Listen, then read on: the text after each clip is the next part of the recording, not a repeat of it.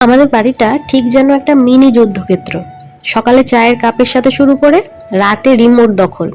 সারাদিন কোনো না কোনো বিষয়ে আমাদের বাড়িতে কারোর না কারোর সাথে ঝগড়া লেগেই থাকে। তাও বাড়ির এতগুলো মানুষের মধ্যে আমি আর আমার হাজবেন্ডই বেশি ঝগড়া করি। একজন মুখ ফিরিয়ে নিলে অন্যজন ঠিক আবার খোঁচা মেরে কথা বলতে আসে।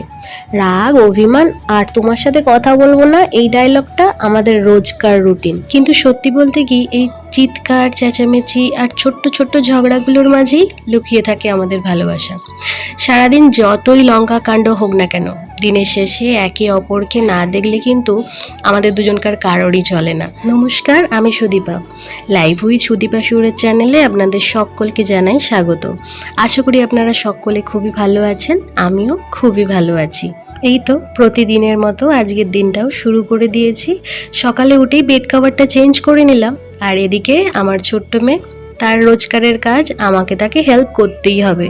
তো সেই কারণেই তাকে আমি বলেছিলাম বালিশগুলো যে যার জায়গায় রাখতে, তাই সেটাই সে করবার চেষ্টা করছে আর কি। মামামের বয়স 6 মাস হয়ে যাওয়ার পর থেকেই ওকে আমি ডাইপার ফ্রি টাইম দিই, আর ইদানিং ওকে একটু বেশি ডাইপার ফ্রি করে রাখবার চেষ্টা করছি। কিন্তু ছোট মানুষ বিছানায় উঠে নোংরা করেই ফেলছে, সেই কারণেই বিছানার চাদরটা প্রায় রেগুলারই চেঞ্জ করতে হচ্ছে। এই তো ঘর গুছিয়ে নিয়েছি। ইদানিং না একটা দুটো কাজ করবার পরই বড্ড হাঁপিয়ে যাচ্ছি। শরীরটা তো এখনো পুরোপুরি সুস্থ হয়নি। এই ভাইরাস জ্বর যাদেরই হচ্ছে, একবার ধরলে আর ছাড়ছে না। এদিকে আমার মেয়েরও শরীর এখনো ঠিক হয়নি, তাকে ডাক্তারবাবু 3 বেলা নেবুলাইজার দিতে বলেছে। সে একদমই এসব পছন্দ করে না, তাও ওকে কষ্ট আমাদের দিতেই হচ্ছে ওর শরীর সুস্থ করার জন্য। চোখ দিয়ে জল চলে এলো ওর।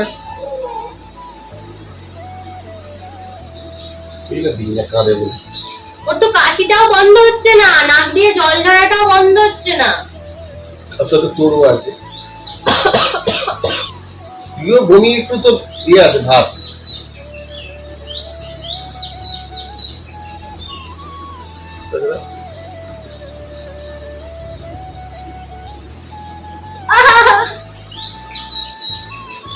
আমাদের মধ্যে এই ছোট ছোট খুনসুটিগুলো সব সময় লেগে থাকে, তাই জন্য অনেকেই আমাদের দেখে বলে আমরা নাকি ভাই বোন।